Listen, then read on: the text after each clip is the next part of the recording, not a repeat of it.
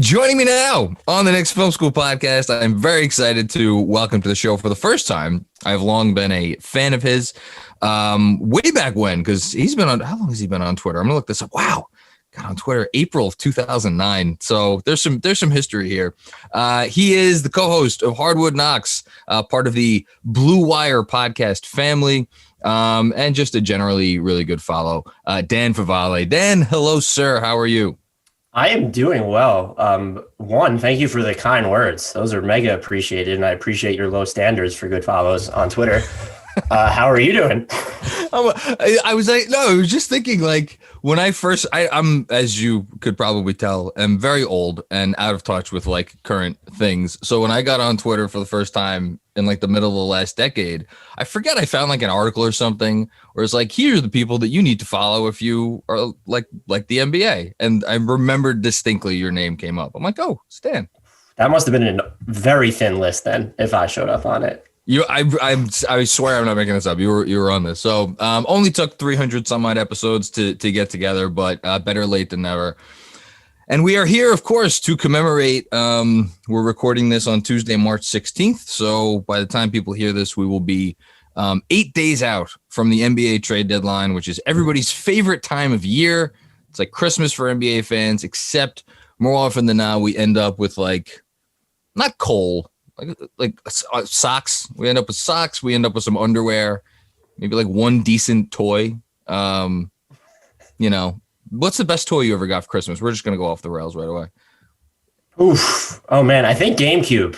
Let me age myself here. When I was a kid, I got GameCube, and I remember I've had video game systems since.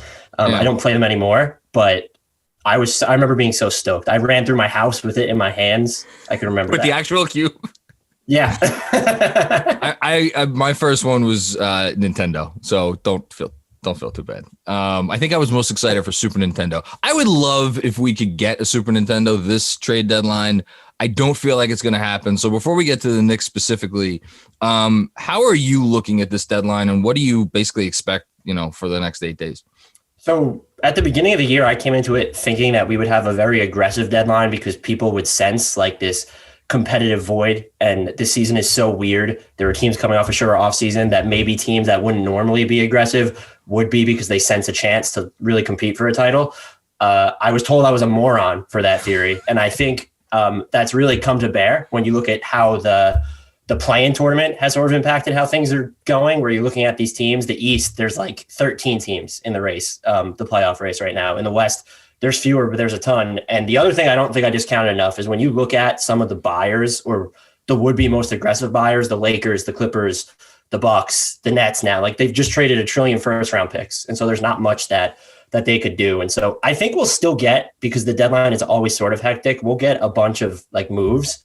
But like you said, they're probably going to be socks. Maybe they won't be Cole, but they're going to be like maybe name brand socks. That's what I'll estimate. We'll get some name brand socks this trade deadline. I would love socks that didn't get holes in. The socks I'm wearing right now have holes in them. I would kill for just a decent pair of socks. So, maybe I'll be happy with that. But to your point, somebody messaged me before and they're like, man, what do you think the Clippers would give up to get off of Luke Kennard's contract? Like maybe we could shove Elfrid Payton on them and we'll take back Kennard. And I'm like, well, the Clippers don't have any picks to trade. Literally can't trade any picks. So it's like, I feel like you're spot on. There's a lot of situations like that where either for salary reasons or pick reasons or whatever, there might not be a lot of movement. That said, I don't think you're that off, because doesn't it seem like, here's some homework for Andrew. What's the line where it's like, it's a little too quiet? Doesn't it feel like there's too many people being like, it's going to be a quiet deadline, nothing's really going to happen? I don't know. It's like, you just said it. There's so many teams in it. All it takes is a couple of teams to talk themselves into, you know what, we're this player away from making, like, it wouldn't shock me, right? I'm with you, but I'm also like, and we do keep recycling the same names where it's been bad since Lonzo Ball sort of fallen out of the rumor mill. It's just anyone who plays for the Rockets, basically, and then Andre Drummond. And now Miles Turner's going to sneak his way in there because he always sneaks his way in there. So it's not a trade deadline without Miles Turner. And then Aaron Gordon, or like anyone that plays for the Magic too. And so that's where the focus has really been. Maybe something comes out of left field, but I've always prided myself in being able to identify what those scenarios might be. And when I come up with hypothetical trades, because those are wormholes I go down all the time, I've absolutely sucked at it this year because I can't spot like any of those surprises. And I don't know, I think we're in a situation where the biggest name at the deadline that get moves might be Aaron Gordon or Victor Oladipo. And that's what we get. Yeah, it sucks. It sucks. Whether they get moved is going to probably be determined by whether some team views them as something more than socks.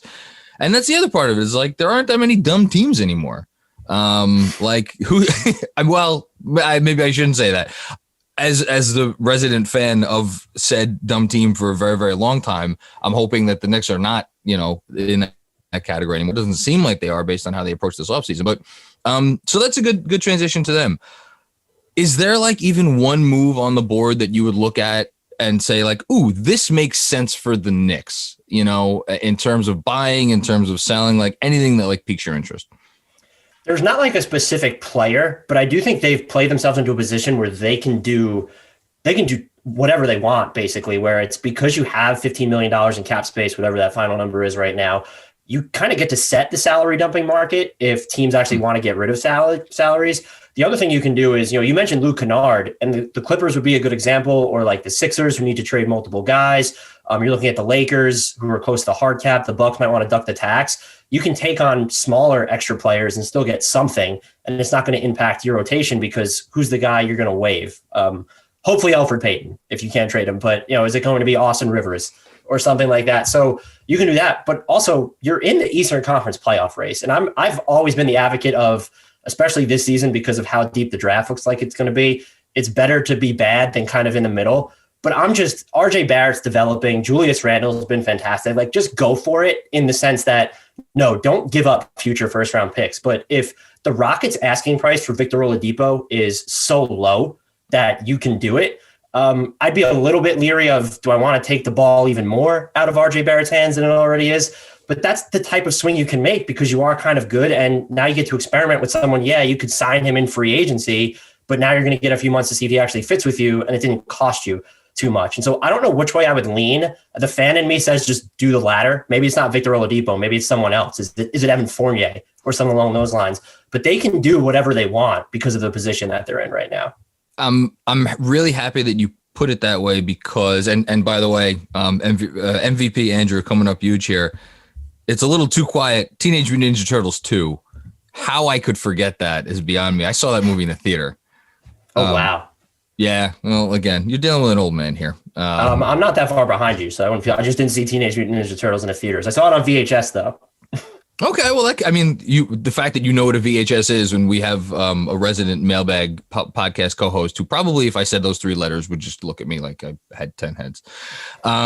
Anyway, I'm happy you put it like that because to me, if there was an obvious who, the what would be a lot clearer for the Knicks. Like if Oladipo in a different universe was shooting 38% from deep, right, this season, as opposed to what is he at in Houston, like 30%, and he's like 38% overall. It's not what you might be 38% on twos in Houston for all I know at this point. I don't think it's that low, but it's bad. So if you're the Knicks, not only are you doing this guessing game of like, all right, what are we giving up versus what does he bring? I mean, I think the theoretical version of him brings a lot to your team, and like, yeah, you could have that whole discussion, but you also need to have the additional conversation of like, wait a minute, this guy just might not be, what he once was. And like, I know Drummond is different because they're not trading for that salary, but like even Drummond, who's hitting like 50% of his shots around the rim this year, which is hard to do if you're a large human and he's accomplishing it. But again, there's that question mark there. So it's like the one thing let's stick to the first thing you said, because it was brought up in one of the articles that came out today. I think it was an ESPN piece about taking on some teams like crappy salary that they just need a landing spot for. I'm wondering, so you mentioned Philly. Can we talk about Philly for a sec? Let's divert. Talk about Philly. Let's talk about Philly. Because I think the Kyle Lowry thing, the Kyle Lowry of it all is fascinating. The Toronto Raptors are 17-22 right now. They are in 11th place in the Eastern Conference. My goodness. If you're Philly and you're watching Brooklyn do what they're doing without Durant, in my eyes, you should go get Kyle Lowry. Am I crazy for saying that? No, if he's actually available, which I don't know. I feel like it's a situation where he has to ask for out. And if you are, 11th place in the East, that only means you're like 3 games out of 4th or whatever it is right now. This is true. I don't know if they'll weigh that. But with Embiid's injury now too, and you're going to have to make that decision before he actually comes back, I guess it depends on the cost. Is it, do you give up a first-round pick and Tyrese Maxey? Plus, you have to get rid of Danny Green in that scenario, and he's actually important in what you do. Lowry's a much better fit. I would absolutely do it even if that's the cost. I would still do it. I just wonder if they're going to be a little bit more conservative now post Embiid injury because 2 weeks he's going to be reevaluated, but it's Joel Embiid and just his track record of availability. So what happens when he comes back and you're not even going to get a chance to see him come back beforehand? But I'm with you. If you can get Kyle Lowry and if that's the baseline cost is Danny Green a first, one of your young guys, and then filler, I would absolutely do it, especially after watching not even what Brooklyn's doing without Durant, but they have Kyrie Irving on the bench and they're just, James Harden is just destroying defenses left and right still. That has to scare you if you're a contender right now.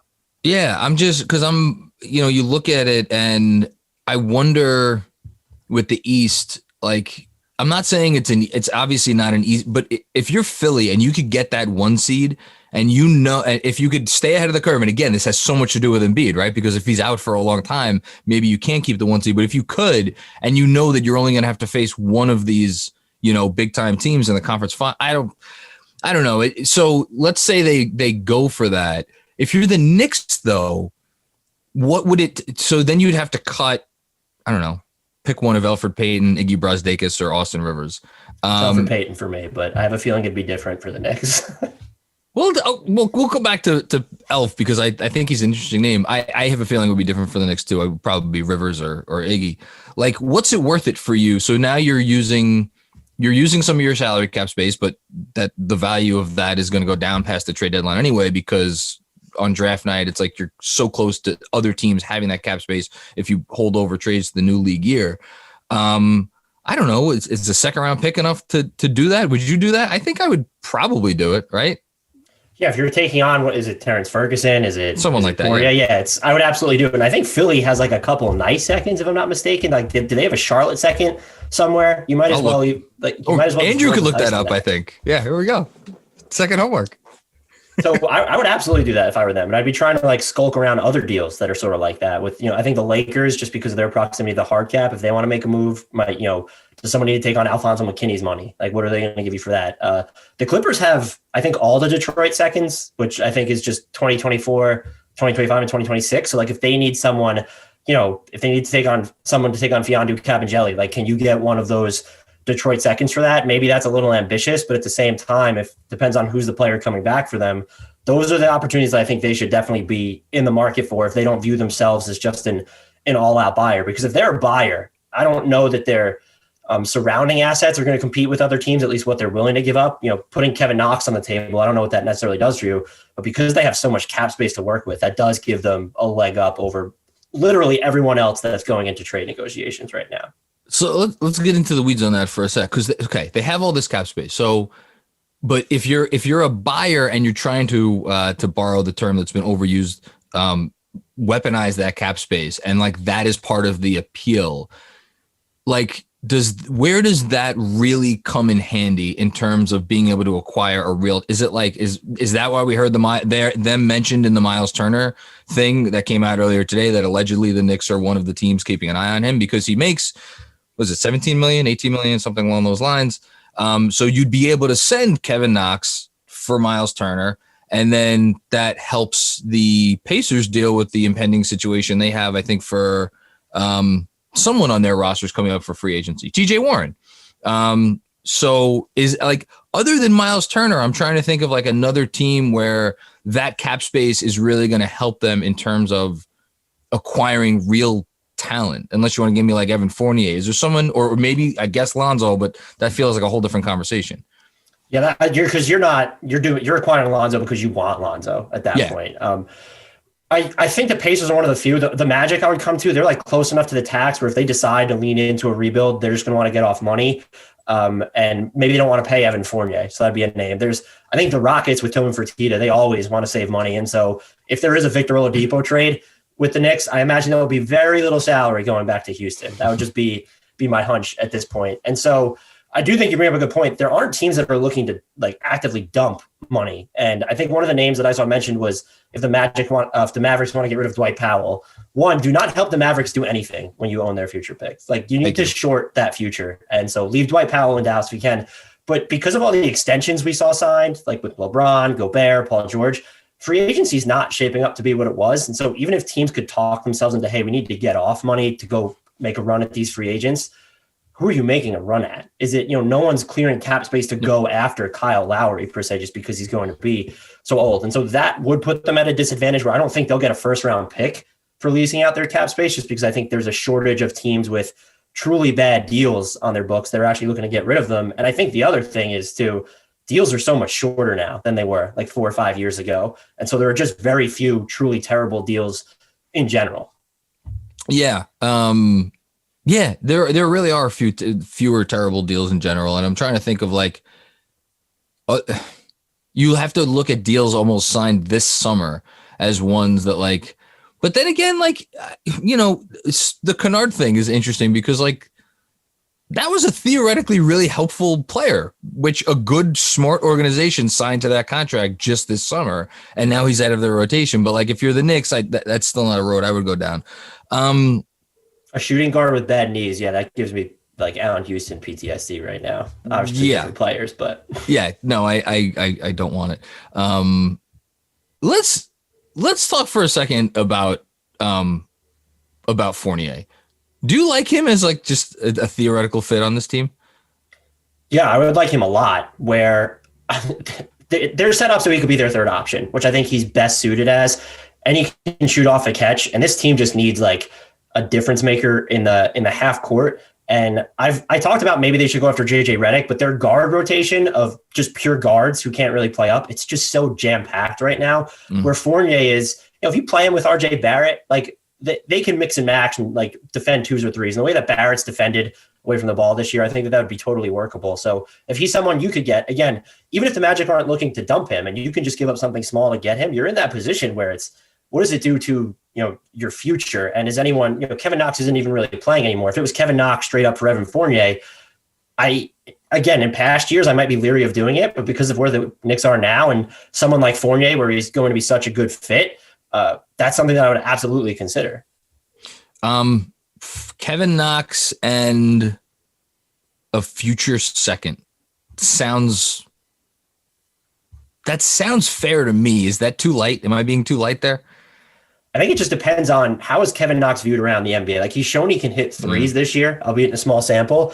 He hasn't shown much else, but I also don't know, how much of that is because he's not getting playing time either. And he hasn't really, this isn't even a Tibbs thing. Like it's the Kevin Knox playing time situation has been, I feel like, a mess his entire career, basically. So if you're the Magic, they're short on wings and wings that can shoot for the most part. And he is, relative to what Fournier is going to cost you cheap next year, if you look at him as still like, hey, this is just a second draft flyer, I would think that Kevin Knox in a second would be reasonable. Maybe Kevin Knox in 2 seconds. I don't think it's a situation where you would have to give up a first round pick though. Yeah, I would not give up a first round pick for Fournier. Speaking of first round picks, something else I want to get your opinion on. There was in the Dwight Powell mention that was in that ESPN piece. It was brought about the idea of maybe the Knicks get the benefit of the Mavericks lifting the protections on the 2023 first round pick, which is currently top 10 protected for 3 years out, and then it would convert to seconds. Tell me if this is insane, because to me it makes a lot of sense, but it also doesn't make any sense.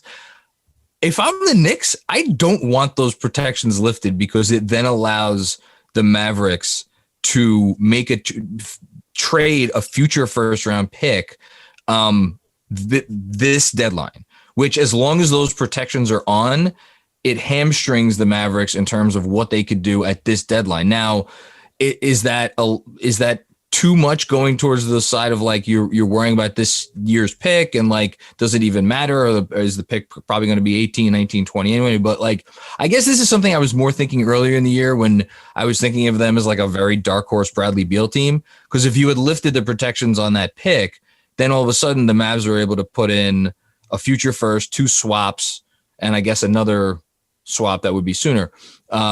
So tell me what your thoughts are on that. Do you think there's any value to the protections of that pick staying on?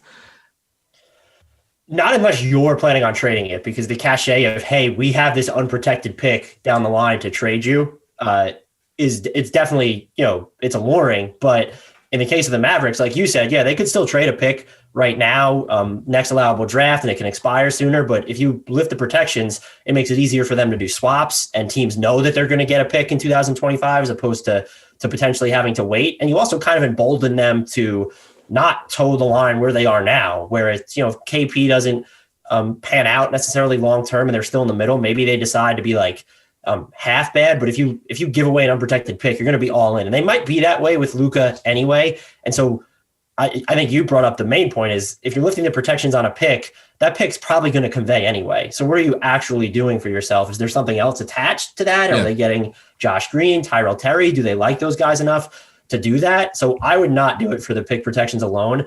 That being said, if you are planning on rerouting that pick in maybe a Bradley Beal trade this summer, and I would expect that whenever Bradley Beal becomes available, the Knicks will be just one of the teams that are really going hard after him. If you think that really helps you, potentially that makes sense. But then you still have 2 years left of Dwight Powell, who with Randall and Robinson, like, he's just not someone that's going to help you very much.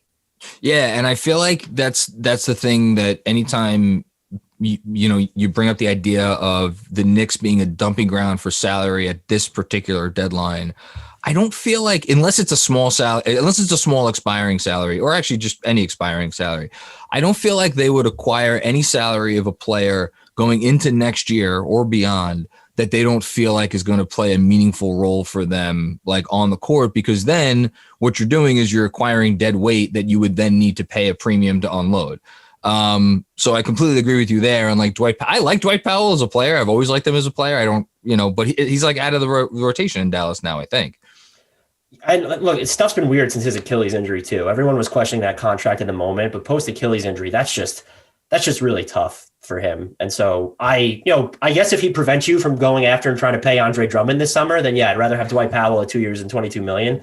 But there would need to be something else in that deal. I guess I wouldn't be opposed to it, because if you could look at it as, hey, the Knicks are going to do this summer what they did last summer with their cap space, because the talent won't really be available. They're going to sign short-term deals.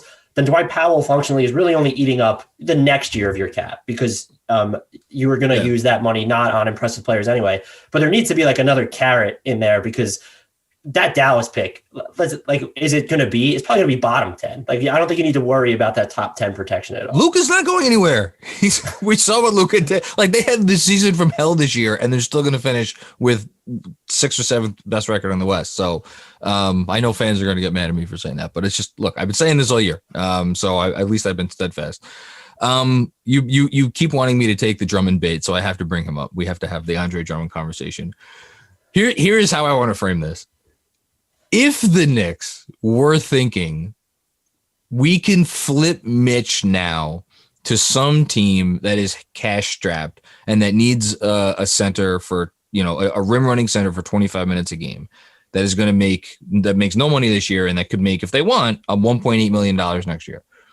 And we're going to get a real thing for that. And we're going to replace him with Andre Drummond after he's bought out this year. And then this summer, we're going to offer Andre Drummond. Oh, God. Well, let me ask you, A, what do you think of that scenario generally? And B, what is Andre Drummond worth in this, like today in the NBA? I will say in Andre Drummond's defense, he's never had like the best defensive personnel around him. And so like when the defensive splits get weird, or people talk about, his defense in space, like with the guards that he's had playing in front of him, with the exception of the beginning of the season in Cleveland, like it hasn't been great.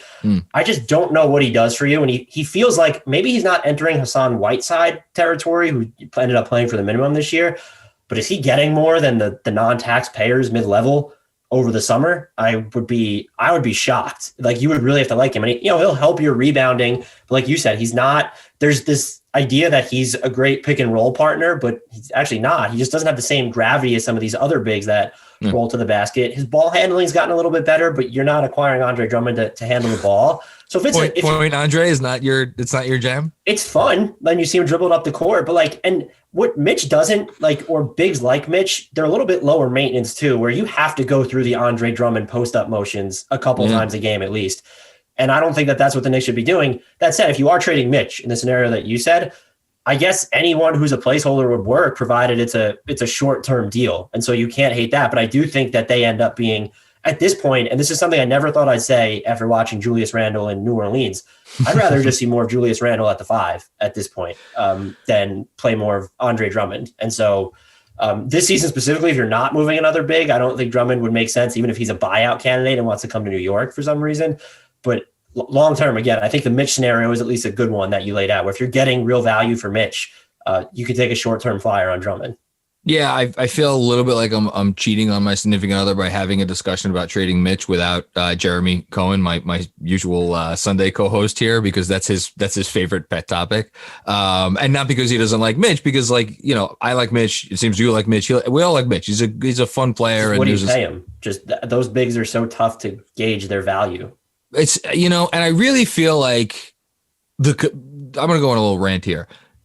The Rockets screwed everybody with that Capella contract. And look, Capella's a good player. He was a borderline maybe not borderline also this year. He was like a borderline being in the borderline All-Stars conversation, right? He was like a top 30 player in the East this season.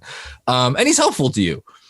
And then David Griffin comes along and gives Steven Adams 2 years and $35 million. And I like Steven Adams, but again, it's like, I feel like some of these deals are skewing the market on centers where, Mitch's, whoever his representation is at the moment, is going to come to the Knicks and be like, all right, well, okay, give me, where's our 4-year, $60 million cut or whatever, something like that. Like, and I don't know, what do you do with that if you're the Knicks? Like, I think that's why we're maybe hearing some of these rumors as part of a negotiating tactic, but that's, in my world, that makes sense.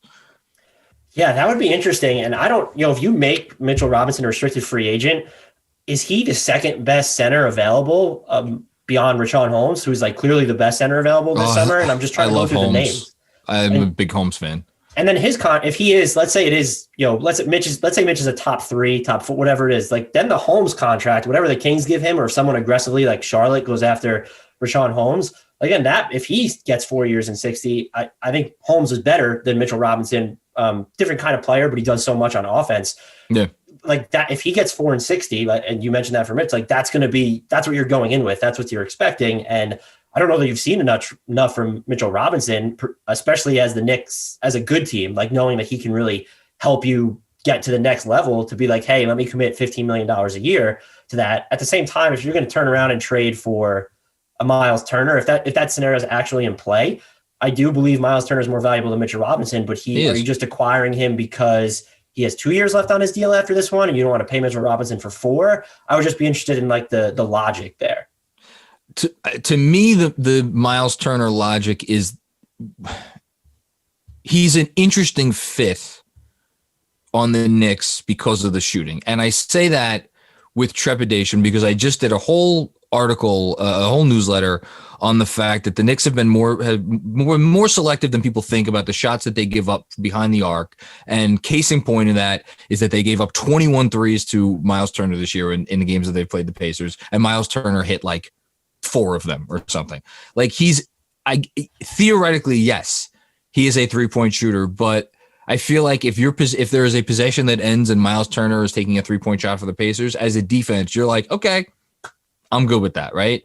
So what really is the value of Miles Turner? Obviously on defense, he's a very good player, but that said, again, the theoretical spacing, it works with Julius, it works with Obi Toppin, who right now is Kevin Knoxifying in terms of his value in real time, which is like, but again, that's why it's such a fascinating situation because there's all these balls in the air for the Knicks, which is like, I just don't know what they are going to prioritize, or quite frankly, I don't even know what they should prioritize. I would be with you there, where I don't really know what they could go after. I think it could be like, hey, they need a 2-way wing, but that's 29 teams in the NBA that need that same player. So you can't really just default to that. Yeah. The Miles Turner conversation is interesting, and the Obi Toppin stuff. I don't really want to get into this, but it really hurts my soul whenever I watch Tyrese Halliburton play with the Kings now. Were you all aboard? I missed it. Were you all aboard the Halliburton train? I was infatuated with him and Devin Vassell leading into the draft, and I really wanted them to. And as a beleaguered Knicks fan at this point, like I'm someone who's just like, get the guard who looks like he can handle the ball and be good on defense. And you have Emmanuel quickly, so it softens the blow. So I don't want to. He's been great. Toppin's still really young, but Halliburton's really good. That's the one that got away. And I think, I don't know if this is impulsive, but I've been on the board more of maybe they should look at trying to make an actual play for Lonzo Ball, even though they can throw him a massive offer sheet in the offseason. Because I think someone like him, restricted free agents, it's more valuable to just have their bird rights because you can match whatever he's going to get. But I do think in this situation, because of how thin the free agency pool is, you would be giving up value for Lonzo Ball now, and then that's for the right to pay him close to max money. I don't know if there's a team that's going to give him 27 plus, but there might be a team that gives him that money. So look, screw it. Let's talk about Lonzo.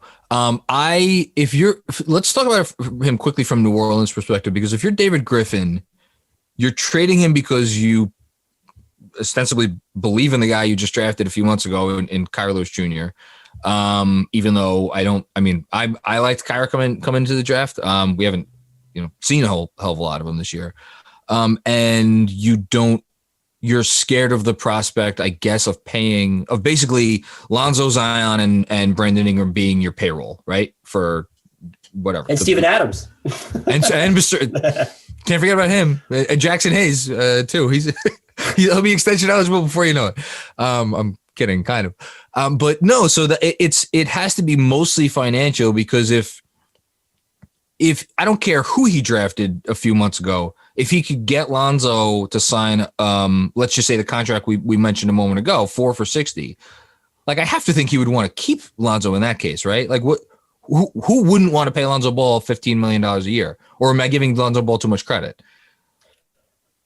No, I don't think you're giving him too much credit, but it's odd because the Pelicans, unless they're making major changes, maybe they're the team that doesn't even want to give him that much, because they've set him. He's playing so much better and he's been great off the ball, but they do kind of need someone who can get them. I guess they have Zion doing it now, so maybe he's more valuable that way. But the thing with Lonzo Ball, and maybe this is more of a problem on the Knicks, is that he's not that traditional half-court point guard that you can trust to run pick and roll. Even since he's been scorching hot, he's still shooting like sub 30% on his drives, and he doesn't want to shoot. And he doesn't drive. That too. But so you do have to weigh that. I guess the Pelicans would be more open to paying him, but you still have to be prepared. Like Eric Bledsoe has some time left on his deal. You already mentioned Steven Adams, which was just, I kind of tried to talk myself into it when they did it, but that was borderline atrocious logic.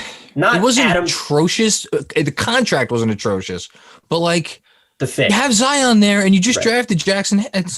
All right. Anyway, we don't have to talk about Steven Adams.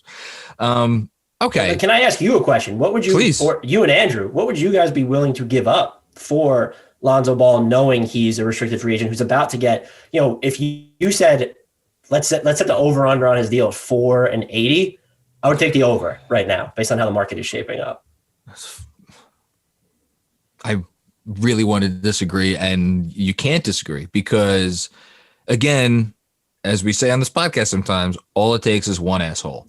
And there are some potential assholes in this market. San Antonio has how much? $50 million in cap space. The Bulls are in a weird position because are they keeping Thad Young? Are they waiving him next year and paying $6 million of his $13 million? Whatever. But they can open up room, and they've been linked to Lonzo. So it's like, yeah, you're trading for him for the right to pay him $20+ million a year, and it's like, what do you give up for that? I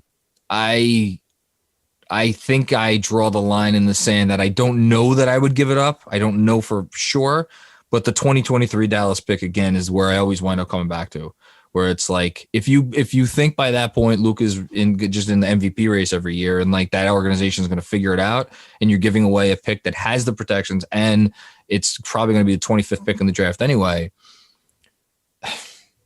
Andrew, where are you coming down on this? So my perspective on this, and we've talked a little bit about this in the locker room conversation, about what the Knicks roster looks like when they're ready to start, legitimately competing as a top 4 team. And so if Lonzo's part of that, your assets, like you hit it with the Dallas pick in 2023, your assets can start to be used down the road. Like it's not short-sighted if you think Lonzo Ball's part of the future for the next 4 years. 4 for 80, I think, is actually the minimum, because you guys have hit on it throughout the conversation that there's just no other significant guard out there. Like it's Oladipo, and Oladipo has a worse true shooting than Elfrid Payton right now. I think the price on him has gone down. So why do you have to sully Elfrid Payton's good name? Well, no, like we said this on Saturday. Like I said, I wouldn't trade the Detroit pick, the second rounder, for Oladipo because I don't think he's that good. He's just hasn't been the same player since he's come back from injury. Yeah. So as far as Lonzo goes, you guys have talked about it with Jeremy. You're really not trading for Lonzo this year. You're trading for the opportunity to pay Lonzo Ball and match whatever offer you get, which is the reason why you have to think of it as less of what happens this season, and it's like a 5-year investment. So all of this to say, I would probably trade one of the Dallas picks. I'd probably trade the Detroit pick for Lonzo. I mean, the underlying aspect of this conversation is Lonzo even available? I have no idea what New Orleans is doing. They're right there for the 10 seed, and if they want Zion to make the playoffs this year, they might actually be buyers at the deadline. That's an interesting thought. Dan, where do you come down on this with Lonzo? I think it would just end up with the Knicks aren't going to be able to get him. If you're looking at like a Kevin Knox, that Dallas 2023 first, the Detroit second, like if that's the baseline of the package, I think you do it because there's going to be value in just having him at least to gauge his fit this season, even though that's not why you're trading for him. But I don't know how to gauge Lonzo Ball's value because you look around the league, what is the team that needs Lonzo Ball right now? And it might not even be the Knicks. Like who does he put over the top? Who does he make exponentially better? I think he helps because I don't think he's played great defensively this season, but you can move him around where you can play quickly Lonzo and Barrett together in theory, and you're not actually that small or that disadvantaged, again, in theory defensively. But from New Orleans' perspective, it's, well, if it's Knox, that Dallas first, which is going to be a late first and then a Detroit second, is that enough to give on this guy who's still in his mid-20s and really good? But the flip side of that is, and Andrew just touched on this, they're the 10 seed, or right in striking distance of the 10 11 seed. Yeah, they're 11 seed.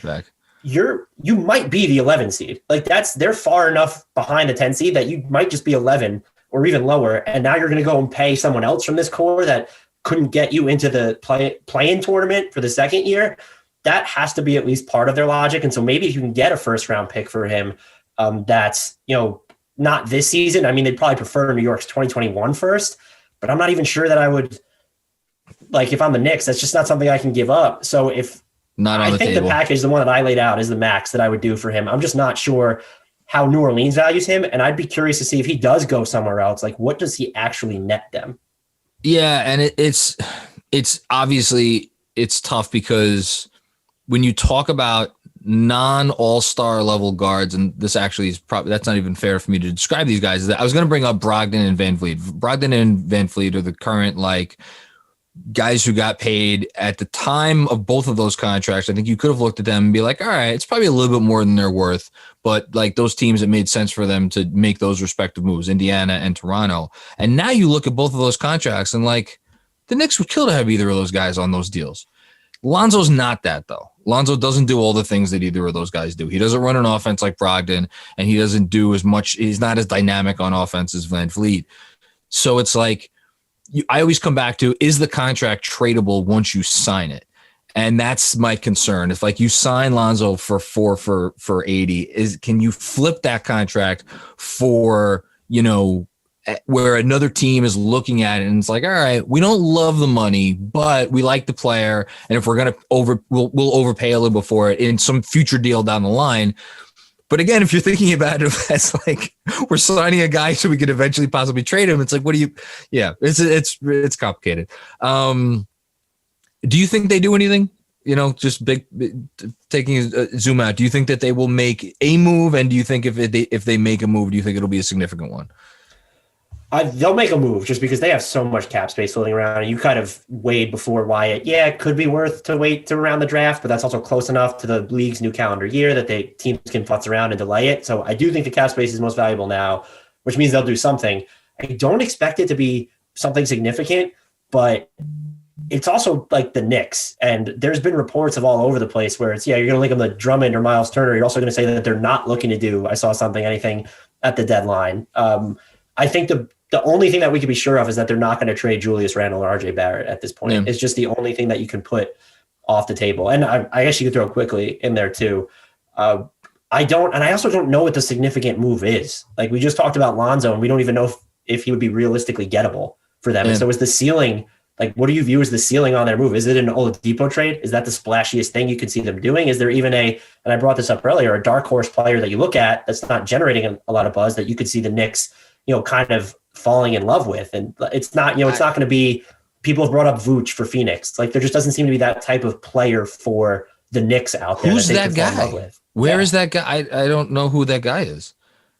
Is it? It's not even John Collins. Like I'm just trying to think of like who do they could do something where it's like they know they're not going to be a buyout destination for most of these guys. Like are they the team that gives up a second round pick to say, hey, we have PJ Tucker or we have Daniel House? Like is that the move they make where we assumed it was going to be a true contender, not a team that they're going to compete? It looks like for a top between 4 and 8 spot in the East, but they're not going to win a championship this year. But are they willing to give up value to get those guys anyway to sort of solidify their playoff position?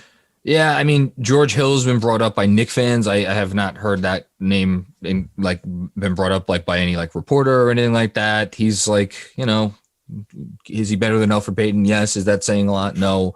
But like, there's no, because what they need is the thing that is not really available. It's not on the market. It's they need a two-way wing and they need someone who could run an offense and hit an outside shot, and just those things are not out there. So I agree with you. I don't think it's going to be anything big.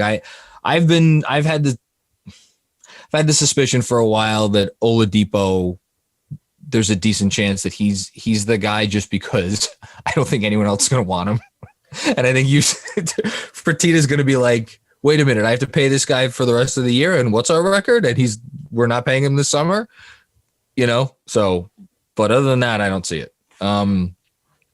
Before I let you go, is there a team or two teams or something that you're like keeping an eye on between now and next Thursday that you're just fascinated to see what they do or don't do? Yeah, Boston is one of them because they have that huge trade exception, and they have to be feeling pretty foolish after how the whole offseason played out. And I mean, like as of right now, they've lost Gordon Hayward, Al Horford, and Kyrie Irving for nothing, basically.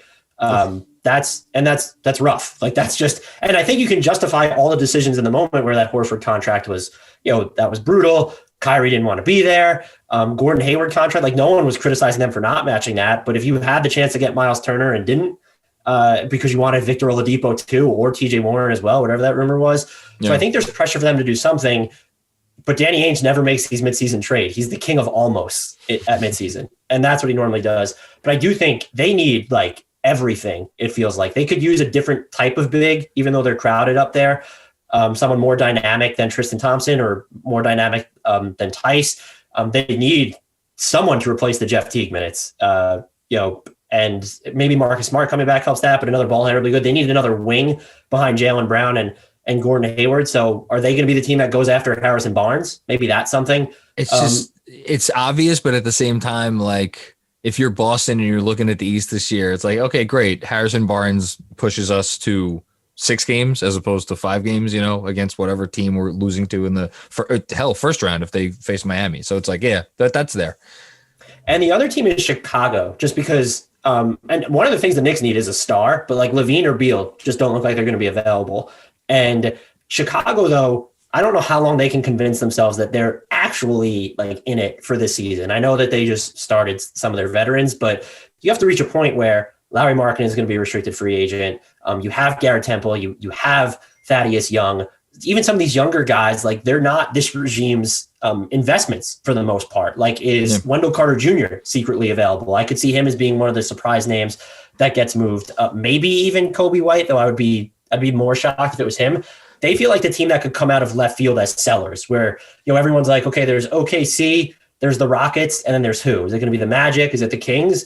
I feel like it could be Chicago, and so they're just a team that contenders are going to want to pillage of some of their assets if they are open to selling some of them off. Chicago's, to me, in that fascinating place where their young assets are, and specifically talking about Markkanen, White, and Carter, I could see them demanding just a little bit too much versus where the rest of the league is like, well, I don't think I want to give up that much to find out if Kobe White is a starting guard in the NBA or if he's just like, yeah, he might win you a game off the bench every now and then. Like, the numbers are really nice on Kobe White. I was looking at them this year. Like, he's efficient. Like, he's throwing some assists. He's scoring little points. It's just, but you watch him and you look at the product, especially him and Levine. That's the interesting thing.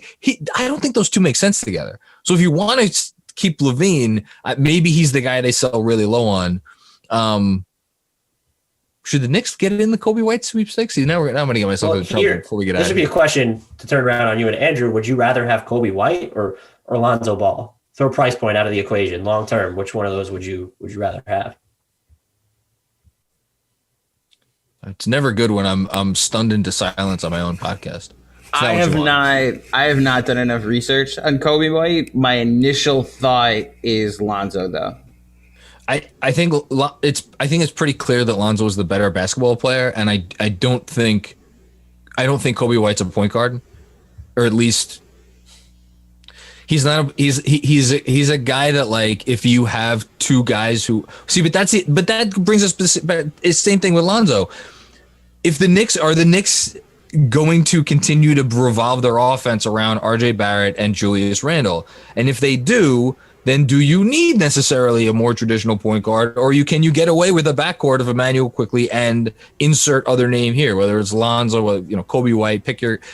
But they're just, if that's your team, there seems to be a limited ceiling. So then it's like around and around we go, and why it's like we know what they need. It's just all of these other things are spinning their wheels, Yeah, I mean, the question I don't even know if it's a question, but the thing you brought up is moving forward, like, is Julius Randle one of the guys? He has a year left on his contract. It'll be a bargain if when they guarantee it. Are they going to actually extend him? Do they view him as, he's young enough to be part of the future, but do you actually view this, let's call it a fringe All-NBA campaign when you're looking at some of the injuries to other forwards? Do you view him as the guy, and because that's going to dictate how you do fill out the rest of your roster? Like, you can say, yeah, RJ Barrett will be here, and he's shown that he doesn't necessarily need to dominate the ball all the time. But if Julius Randle is going to be there, I don't know why you'd ever want to take the ball out of his hands right now. And so that sort of dictates some of how you build a team, which is why Lonzo seems like a nice hedge, because it feels like he can sort of fit with everyone. But then is Kobe White or someone along his lines the better hedge? Because it's, well, if Randle's not there long term, you do want someone who could generate their own offense a lot easier. I wish I liked Kobe White a little bit more as a player. I'll answer the question and I'll say Lonzo, because I think at the end of the day, I don't know. Is this one of those? Could we get LeVar on the next podcast, Andrew? Could you book LeVar? Let's see if maybe he really wants his son in New York and he'd be willing to take a little bit of a discount. I just found out over the weekend, Colin Jost. If anybody is able to get LeVar Ball, it's you, John Macri. I can't get LeVar Ball. That would be great if I get LeVar Ball. Man, I would really like Lonzo at like 4 for 64, but that's not going to happen. All right. I think we've sufficiently gone through. Is there anything else we haven't touched on that you feel like we should talk about before we get out of here, Dan? No, I guess the only thing is do you actually have a way that you want the Knicks to go at the deadline? It's something I've been trying to. Would you prefer they be just sort of on the margins, like using their cap space a little bit to get seconds, full on accept a bad salary, or do you want them to be, or do you think that they should be buyers right now? If there were any way for them to use their cap space to get any kind of a first round pick, I don't care what for first round pick is, just literally anything. I would do it, even if it meant. And again, if this deal's out there, I haven't found it. And I'm like you, I scour the league all the time. Like, even if it meant taking on money for next year, right? Like in a theoretical fantasy world where the Magic were contenders and they were trying to get off Al Farouk Aminu and were willing to, trade away a future protected first, like I would do that happily. Given that I don't think that deal is going to be out there, you know what I wouldn't mind them doing? I wouldn't mind them taking a shot on a young asset that's on somebody's roster that is falling just below that line of like the team is like Aaron Holiday is a guy that's always interested me. He's had a god awful year. He's been just bad. and I don't know why. But like I like him. You know, what is he going to cost? You want to flip Kevin Knox for Aaron Holiday? Kevin Knox and like a future second for Aaron Holiday? That's interesting to me.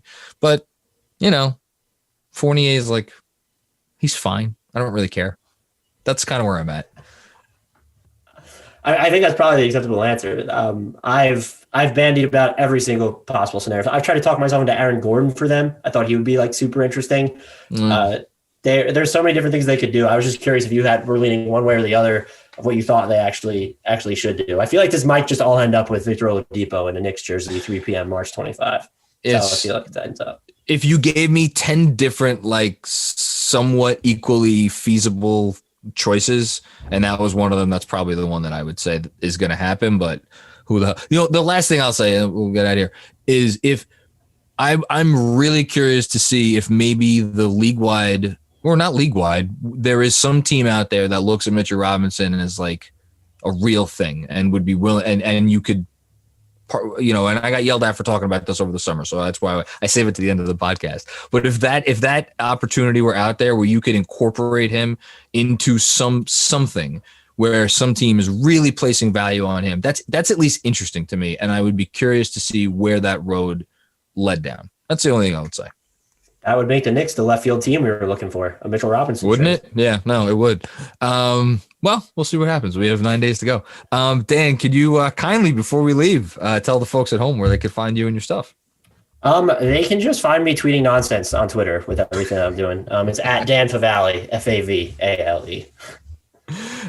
And you have a podcast which people should listen to. So, oh yeah, they should. That's terrible self-promotion on my part. I am the co-host. I am the co-host of the Hardwood Knocks podcast. Follow us on Twitter at Hardwood Knocks, spelled exactly as it sounds. Whenever you need sub-mediocre league-wide basketball takes, I highly recommend the Hardwood Knocks podcast.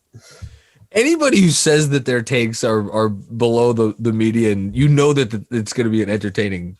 Like the best podcasts are the self-depreciating podcasts. That's why I always self-depreciate on this, because I want to build myself up. Really, that's what I'm doing by self-depreciating.